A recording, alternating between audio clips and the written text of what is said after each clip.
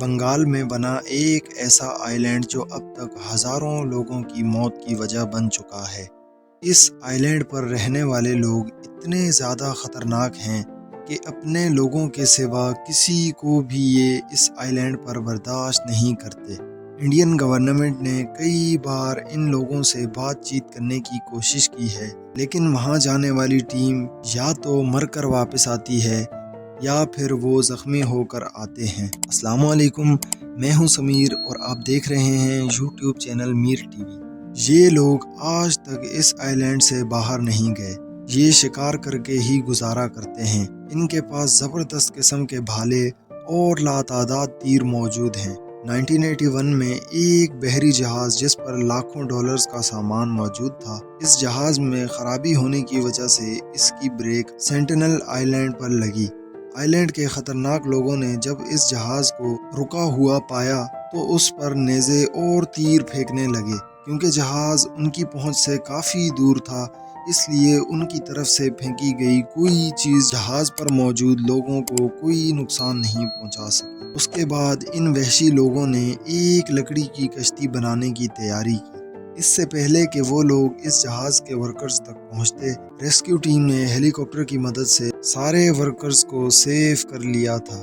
اس کے بعد 2006 میں کچھ مچھواروں کی رات اس آئی لینڈ پر آ گئی اور وہ جس وقت سو رہے تھے ٹھیک اسی وقت ہی آئی لینڈ کے جنگلی لوگوں نے ان سب کو مار دیا تھا۔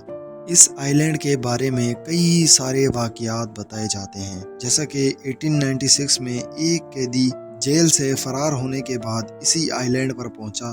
جب تک وہ ان لوگوں کی نظر میں آیا تو انہوں نے اسے تیروں سے بھر دیا اور پھر اسے سمندر میں ہی دبا دیا تھا۔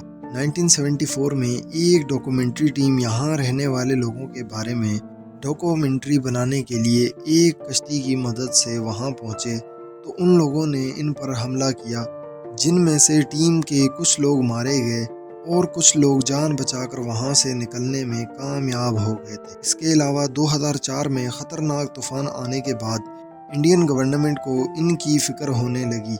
پھر انہوں نے ایک ملٹری ہیلی کاپٹر سے اس آئی لینڈ کا سروے کیا تو پتہ چلا یہ جنگلی لوگ اس خطرناک طوفان سے بچ چکے تھے، لیکن انہوں نے اس ہیلی کاپٹر کو بھی نشانہ بنانے کی کوشش کی تھی۔ اس کے بعد 2018 میں ایک نوجوان جس کا نام جان بتایا جاتا ہے، اس نے خواہش کی کہ وہ ان لوگوں کو تعلیم دینے کی کوشش کرے گا اور وہاں جا کر کرسچینٹی کے پارٹس بھی ان کو سکھائے گا۔ اس لیے اس نے کافی پیسہ خرچ کر کے ایک بوٹ والے کو وہاں جانے پر راضی کیا، جس کے بعد اس لڑکے کے وہاں پہنچتے ہی انہوں نے اس کی ایک نہ سنی اور اسے وہیں مار دیا اور مارنے کے بعد آئی لینڈ پر ہی دفن کر دیا۔ پھر انڈین گورنمنٹ نے مزید آگے ہونے والے حادثات سے بچنے کے لیے اس آئی لینڈ کو سیل کروا دیا، یعنی وہاں کسی کا گھومنا اور وہاں جانا بھی جرم ہوگا۔ اگر کسی انسان نے ان لوگوں سے بات چیت بنا بھی لی یا پھر ان سے ڈر کر واپس بھاگ کر آتا ہے تو اسے جیل میں ڈال دیا جائے گا۔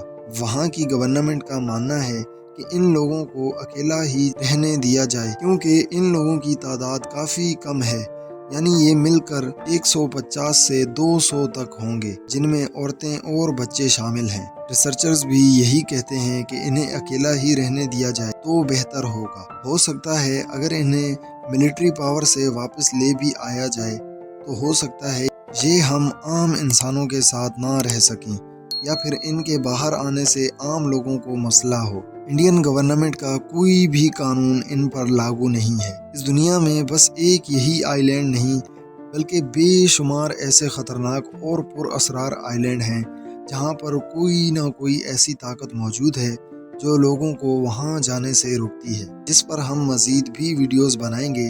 آج کی ویڈیو بس یہیں تک تھی۔ اگر آپ کو ہماری ویڈیو پسند آئی ہو تو ہمارے یوٹیوب چینل کو سبسکرائب ضرور کر دیں۔